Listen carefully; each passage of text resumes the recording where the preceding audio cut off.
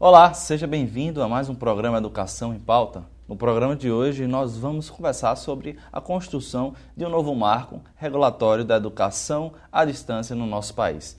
E para conversar comigo aqui no estúdio do programa Educação em Pauta, eu conto com o professor Luiz Dourado. Ele é o relator, então, desse marco. Professor, seja bem-vindo ao nosso programa. Muito obrigado. O professor Luiz Dourado também é membro do Conselho Nacional de Educação, e por esse motivo é o relator dessas novas diretrizes curriculares nacionais para a oferta dos cursos de educação à distância no nosso país, e também é membro do Conselho Superior da CAPES e professor doutor do Departamento de Fundamentos da Educação da Faculdade de Educação da Universidade Federal de Goiás. Professor, conta pra gente um pouco sobre esse novo marco, né? Já existiam leis e diretrizes que regulamentavam então o exercício e a oferta da educação. No caso, agora o marco é para a educação superior, não é isso? Conta para a gente um pouco dessa trajetória até chegar a essa nova revisão. Pois não. Inicialmente dizer da importância de nós estarmos discutindo a educação à distância no Brasil, né, sobretudo se considerarmos aí as perspectivas de expansão da educação superior e da articulação ou da possível expansão utilizando a educação à distância. Então, como você mencionou, nós temos já uma legislação. Eu gostaria de me referir aqui à Lei de Diretrizes e Bases da Educação Nacional, particularmente o artigo 80, né, que traz a regulamentação geral sobre a educação à distância. Depois da Lei de Diretrizes e Bases, nós vamos ter o Decreto 5622, que busca, obviamente, normatizar e especificar esse trabalho. Temos também outras normativas, portarias. Mas, de maneira geral, qual foi a avaliação do Conselho Nacional de Educação? É de que nós temos vários dispositivos, mas que havia necessidade de consolidar uma normativa para a educação superior à distância. Então, esses novos marcos, são direcionados à educação superior, particularmente nesse cenário do Plano Nacional de Educação, não é, que sinaliza aí para uma duplicação de vagas neste nível de ensino. Então, esses novos marcos buscam dialogar com essa situação, com este contexto de maior complexidade e, sobretudo, a partir de uma expertise de instituições públicas e privadas, né, vivenciadas nos últimos 10 anos. Professor, a educação à distância e a partir dessas diretrizes, me parece que por algumas instituições ela é como se fosse uma espécie de lacuna. Não é? Mas como é que esse marco ele vai apresentar para outras instituições, por exemplo, nós sabemos que as instituições públicas e privadas que ofertam também esse tipo de educação, como é que eles vão começar a enxergar essa questão da regulamentação e da avaliação desses cursos à distância, né? Essa questão é fundamental, né? Primeiramente, o marco regulatório ele traz uma concepção. A educação à distância é entendida como modalidade educativa. E o que significa? O que se inova no campo? O que pode ser um elemento novidadeiro, né, para a oferta da educação à distância? Primeiro, que as instituições poderão organizar os seus projetos por meio da institucionalização da EAD utilizando várias metodologias, mas é fundamental que ela compreenda e que ela estabeleça uma política institucional direcionada à educação à distância como modalidade educativa. Quer dizer, então, pensando aí o cenário da educação superior, nós temos já instituições bastante experientes com a educação à distância, temos instituições que estão começando o processo e temos algumas instituições que não têm nenhuma tradição. Então, o marco regulatório ele serve como uma referência, quer dizer, como um caminho para a estruturação e institucionalização desta modalidade nas instituições de educação superior. E, ao fazer isto, o próprio marco se coloca também como a referência para as políticas de avaliação da educação superior e de regulação. Ou seja, as instituições de educação superior deverão institucionalizar os seus cursos na modalidade de educação à distância a partir dos requerimentos do marco legal e, ao mesmo tempo, elas serão avaliadas com base nesse marco legal. Então, nós temos aí a perspectiva de sinalizações de políticas institucionais para a EAD de maneira muito efetiva com o novo marco regulatório. A gente sabe que para que aconteça essa modalidade de ensino, há necessidade de uma infraestrutura básica. Como é que esse marco ele vai regular ou então apresentar essa infraestrutura, né, de informática nos polos. Como é que vai acontecer isso também, essa questão da ligação com esses polos e os centros de ensino? Isso é fundamental. Quer dizer, então, o marco regulatório ele começa com algumas definições que são fundamentais. A primeira delas é o próprio conceito de sede, o que é a sede de uma instituição e o que são polos. Entendendo o polo como um prolongamento orgânico da sede. Então, isso significa dizer que a instituição deverá ter um projeto institucional que abrigue as atividades que são desenvolvidas na sede e nos polos, com as peculiaridades deste polo. Então, ela precisará definir quais são os modelos tecnológicos e digitais que serão adotados, a infraestrutura, recursos humanos, quer dizer, ela tem que se pensar como instituição como um todo, mas pensar também na relação sede e cada um dos polos. Obviamente, se ela dispõe de polos que têm advento e possibilidades tecnológicas, ela poderá ter um desenho da modalidade da educação à distância. Mas se, por exemplo, o polo não dispõe de acesso à internet, isso significará que ela precisará utilizar outras linguagens ou outras possibilidades formativas, né? A isso chamamos a institucionalização da modalidade numa dada instituição. Então, uma instituição poderá ter, certamente, polos distintos, formas de organização dos seus polos, diferenciado em função das condições objetivas que ali estão sendo oferecidas. Mas isso não pode levar a uma naturalização de qualquer tipo de educação à distância. Para se fazer isso, você tem que garantir condições mínimas no tocante à infraestrutura e também a esses recursos tecnológicos e digitais, além de, obviamente, professores, tutores, no acompanhamento e na implementação desta modalidade educativa. Professor, o decreto, então, que era em vigência o documento oficial para essa modalidade de ensino, falava então da exigência de provas presenciais, por exemplo, a prevalência de uma nota em avaliação em relação à atividade à distância. Como é que esse novo marco, né, esse documento agora, que vai regulamentar, ele vai avaliar essa questão desse tipo de método de avaliação contínua em detrimento de uma necessidade de um momento presencial, né? Se vai continuar com aquela permanência de 20%, o ensino ele vai poder ser todo à distância, necessariamente exige a presença, como o senhor já está falando da questão do polo, de ele ter um momento lá com o tutor. Essa é uma questão também de extrema relevância, né? Primeiro dizer que o decreto 5622, ele continua em vigência. Né? Então, o que ele define, por exemplo, com relação às atividades presenciais, elas continuarão nesse marco regulatório. Mas não há uma definição se a instituição vai usar 10%, 15% ou 20%. Há, sim, uma legislação que define que nos cursos presenciais a instituição pode oferecer até 20% desses cursos na modalidade de educação à distância. Mas aqui, quando nós estamos regulando a educação à distância, serve para esses 20%, mas serve também para aqueles cursos que serão no seu todo oferecido na modalidade EAD. Mas mesmo esses cursos que poderão utilizar aí plataformas as mais variadas, né, quer dizer, bastante recursos tecnológicos e digitais, mesmo esses cursos deverão prever momentos presenciais, né? Por exemplo, momentos de provas, apresentação de TCCs. Agora, logicamente que isso vai criar também uma possibilidade de um presencial conectado. Quer dizer, o que é um presencial conectado? Por exemplo, para a apresentação de um TCC. Quer dizer, é possível você ter um estudante, ter um professor ali ao seu lado, mas ter outros examinadores conectados por meio remoto. Né? Então, essas são possibilidades. Outros aspectos diz respeito, por exemplo, à biblioteca. Ele pode ter uma biblioteca física, mas essa biblioteca poderá ser digital. Quer dizer, o que vai definir se ela poderá ou não ser digital? Exatamente os modelos tecnológicos e os recursos digitais disponíveis. Quer dizer, se a instituição dispõe dessas condições, ela poderá fazê-lo e deverá descrever isso claramente no seu plano de desenvolvimento institucional.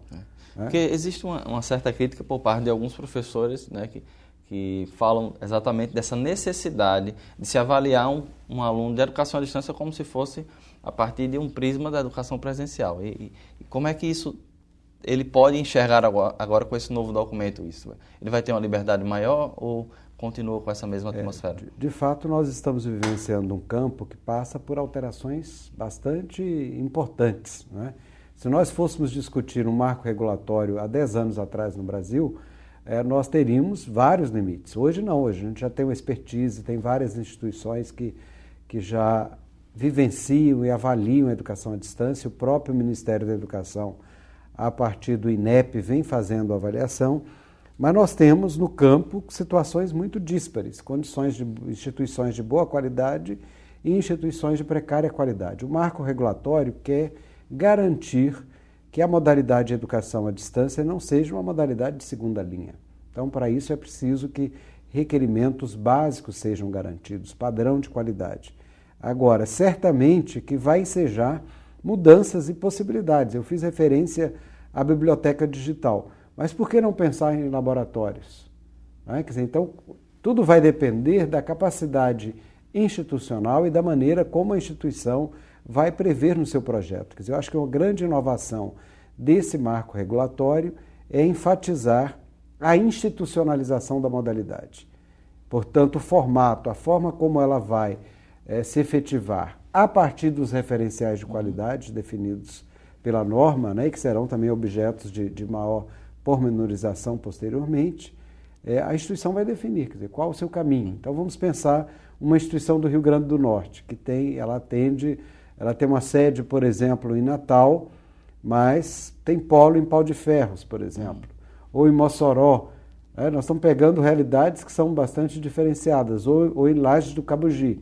Obviamente que esses polos não terão a mesma capilaridade, as mesmas condições objetivas. Mas essas instituições poderão ter polos em outros estados também ou não? Essa é uma perspectiva, por exemplo, em termos da legislação, que aí você tem outras normativas que incidem na perspectiva da educação à distância, né? Quer dizer, então, é possível hoje, inclusive, pensar polos no exterior.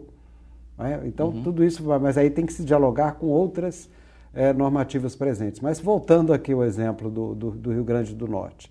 Ora, a instituição vai ter que pensar uma unidade a partir da diversidade. Quer dizer, o que é o seu projeto comum e como que esse projeto vai se materializar, por exemplo, em Cabugi.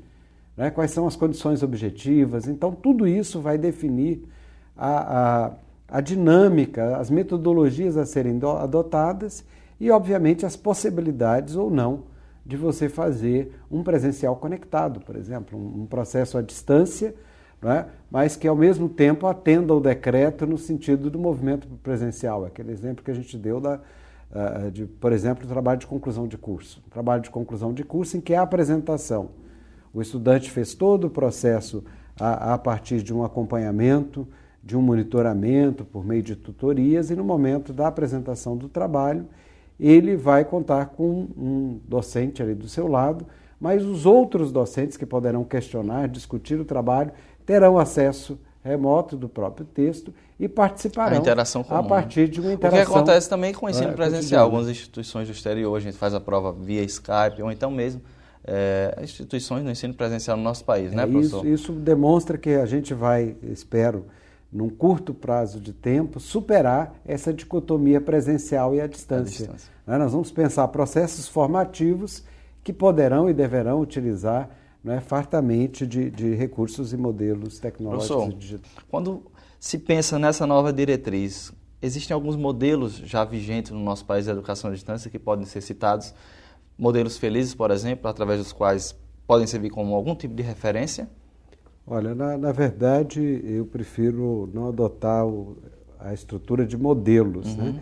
Mas eu acho que nós temos muitas experiências no Brasil, experiências exitosas, não é? Que variam muito de uma instituição para outra, e eu acho que precisamos considerar essas experiências. Eu gostaria, por exemplo, de fazer referência ao sistema OAB, a Universidade Aberta do Brasil, que ela tem propiciado, quer dizer, desde a sua criação, desde 2006, a possibilidade de que essas instituições adquiram expertise, que possam compartilhar, inclusive, essas experiências, e nós temos instituições que já têm uma tradição e uma solidez no campo muito efetiva. Da mesma forma que nós também temos instituições comunitárias com tradição na educação superior e com propostas pedagógicas muito arrojadas, né? Agora, o campo, ele é o campo do contraditório. Nós temos também um conjunto de instituições que apresentam uma educação à distância bastante precarizada. Então, o que essa normativa vem fazer é estabelecer parâmetros mínimos para uma oferta de educação superior, entendida como modalidade educativa, com qualidade. Então, estabelecendo quais são os requisitos mínimos fundamentais para a oferta da educação à distância, tanto naquilo que constitui o seu projeto, quer dizer, o projeto pedagógico, mas o nível de institucionalização no âmbito da universidade, a articulação nas instituições de educação superior, das atividades presenciais com as atividades da educação à distância, pensando um projeto formativo. O ideal é que no médio prazo nós possamos romper com essa dicotomia educação presencial e educação à distância. Professor, então, o Decreto 5.800 de 2006 cria, então, esse sistema, né, a Universidade Aberta do Brasil. E como é que esse marco vai proporcionar, então, a garantia de algumas peculiaridades ou características desse sistema? E também, no sentido contrário, como é que ele pode, inclusive, fazer com que esse próprio modelo tenha que mudar a sua oferta? O que acontece com o marco regulatório? O marco regulatório não desconhece as experiências que nós estamos vivenciando no campo da educação superior. Uma educação superior marcada pela diversificação, diferenciação institucional e, no caso da educação à distância, com experiências muito interessantes e, ao mesmo tempo, com experiências muito precárias. Então, o que ele quer estabelecer? Um mínimo, né, um padrão de qualidade, quer dizer, um marco regulatório que possa permitir que nós possamos vivenciar outras experiências em educação à distância, avaliar as experiências existentes numa perspectiva de criar condições objetivas, uma sinergia institucional para a melhoria da qualidade da educação superior como um todo e da educação à distância em particular. No caso do sistema UAB, nós temos uma experiência em que você tem uma atuação do Ministério da Educação, em articulação com a CAPES, acompanhando essas instituições que estabelecem parceria para a oferta de cursos na educação à distância. Então, isso está garantido pelo atual marco regulatório. Mas o próprio marco regulatório ele também abre a possibilidade para que essas instituições hoje que estão abrigadas no sistema OAB possam continuar no sistema OAB ou pensar projetos institucionais próprios. Institucionalizar, então, a EAD nos próprios... A partir das suas próprias prerrogativas institucionais. Aí, nesse sentido, precisaria de uma estrutura mínima. Certamente. Qualquer que seja a oferta da EAD, seja no sistema Universidade Aberta, seja enquanto um projeto próprio da instituição, ela requer o mínimo de estrutura e essas exigências estão colocadas no marco regulatório. Dentro dessa estrutura, entra a questão do tempo também de oferta? Ou seja, uma instituição já tem 10 anos, 5 anos com oferta de EAD e agora ela se insere não em uma instituição que vai começar a ofertar, mas sim ela já tem uma espécie de know-how, ainda que exista a mudança da estrutura e do sistema. Certamente que essa questão que você faz é de suma importância. É óbvio que uma instituição que já tem uma trajetória na educação à distância, ela tem melhores condições institucionais do que outra que vai começar o processo. É por isso que nós enfatizamos nos projetos institucionais a necessidade de contextualização da instituição de educação superior. Bom, ela é uma instituição de educação superior, quais são os elementos que compõem a sua trajetória? Ela oferta quais cursos foram ofertados na modalidade EAD, de que forma, que materiais didáticos foram produzidos, como que esses materiais dialogam, que estrutura que ela tem de acompanhamento e de avaliação dos cursos dos estudantes, qual o perfil do seu corpo docente, técnico, e gestor. Essas são questões fundamentais para um projeto institucional. Obviamente que uma instituição que já vem com uma trajetória e uma experiência em educação à distância, ela terá condições de não apenas fazer um novo projeto, como fazer uma avaliação do espaço percorrido. E isso é um diferencial. Por que eu fiz essa pergunta? Porque, por exemplo, a gente vê a educação à distância hoje em um cenário muito de mercadoria, não é? Instituições particulares abrem diversos cursos à distância, em um semestre, no outro eles fecham, alunos entram em um curso superior e depois eles terminam porque aconteceu, quem sabe, a própria validação do diploma, né? Nós temos o problema também dos licenciados em educação à distância, que podem enfrentar, de fato, em alguns lugares, enfrentam essa formação por serem professores formados a partir da modalidade da distância. Mas como é que vai acontecer essa questão, então, e como é que o senhor vê, a partir dessa regulamentação, desses cursos e dessa mercantilização da educação à distância, professor? Veja, a questão da mercantilização e até da financeirização na educação superior, né, com as fusões de instituições, com os oligopólios no campo, essa é uma questão mais abrangente da política nacional, né? Quer dizer, no sentido de estabelecer limites para os processos de avaliação e de regulação. Então, são questões que têm estado presentes nas nossas discussões no Conselho Nacional de Educação. Ora, então nós estamos falando das instituições, né? Então é preciso estabelecer um freio regulatório, né, nesse campo, de modo a não se naturalizar os processos de mercantilização e de financiarização.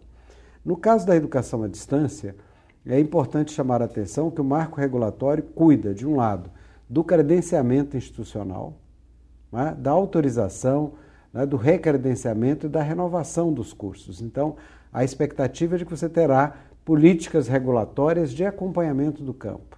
Não apenas numa perspectiva de penalização, mas também de supervisão, de correção de rumos. Então, uma instituição só poderá ofertar um curso na modalidade à distância se ela for credenciada para tal.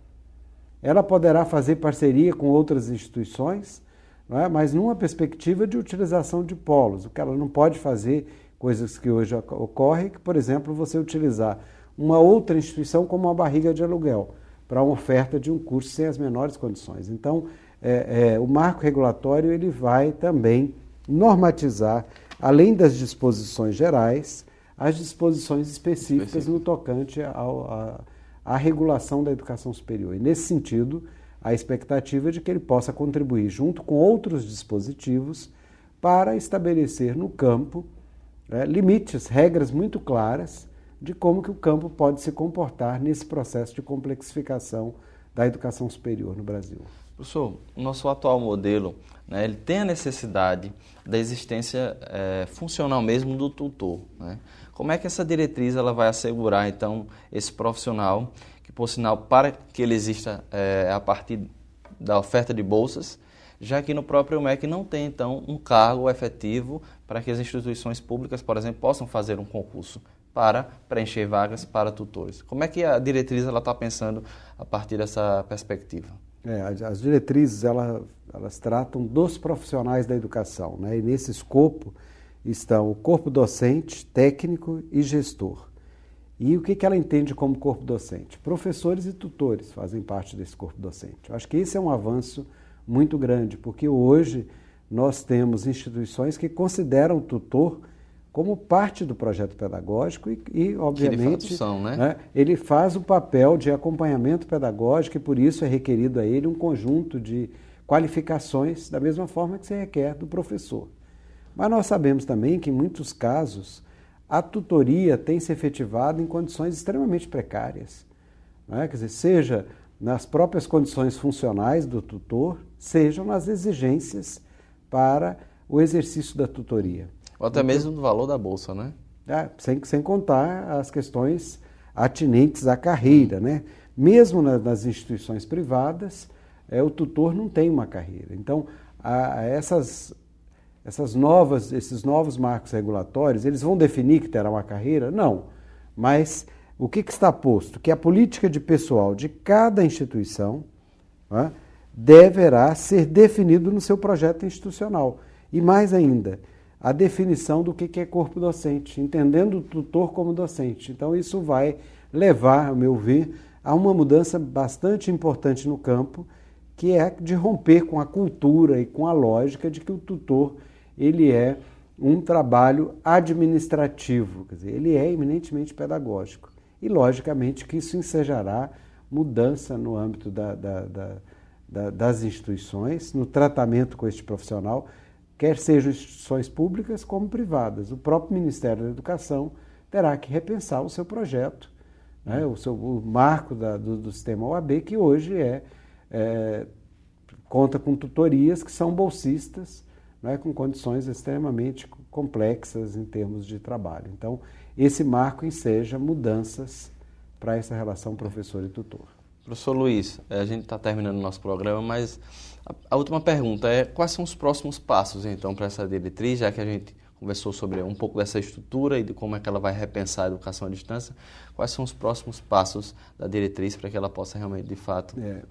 Uma vez aprovadas as diretrizes curriculares nacionais, e a nossa expectativa de que isso ocorra dentro de 2 meses, no máximo, nós teremos 90 dias para que o INEP elabore o instrumento de avaliação para a EAD em articulação com esses marcos regulatórios. Né? Quer dizer, então, nós temos essa regulação sendo definida, depois de 90 dias, novos instrumentos de avaliação, não é? E o conjunto das normativas relativas a credenciamento, recredenciamento, quer dizer, tudo isso vai ser objeto de implementação. Um outro aspecto fundamental é que nós vamos precisar de novos referenciais de qualidade. Os últimos referenciais de qualidade para a educação à distância aprovados no Brasil datam de 2007. De lá para cá, muita coisa mudou, muitas instituições já vivenciaram outras experiências, então eu diria que uma das questões fundantes é definir o que é qualidade em educação à distância e quais serão esses referenciais básicos. Então, a meu ver, são esses os pontos que estarão na nossa agenda os muito brevemente. Passos, né? Exatamente. Ok, professor Luiz Dourado, um relator das diretrizes curriculares nacionais para a oferta de cursos da educação à distância. Muito obrigado pela entrevista hoje, professor. Eu que agradeço a oportunidade de discutir neste programa que tem um papel político extremamente importante na agenda educacional brasileira. Ok. E a você de casa, muito obrigado pela sua audiência. Na próxima semana, nós temos mais um programa Educação em Pauta, no mesmo horário, às 10 horas da manhã, pela TV Câmara, com reapresentação também aos domingos, no mesmo horário. Te vejo lá. Até lá.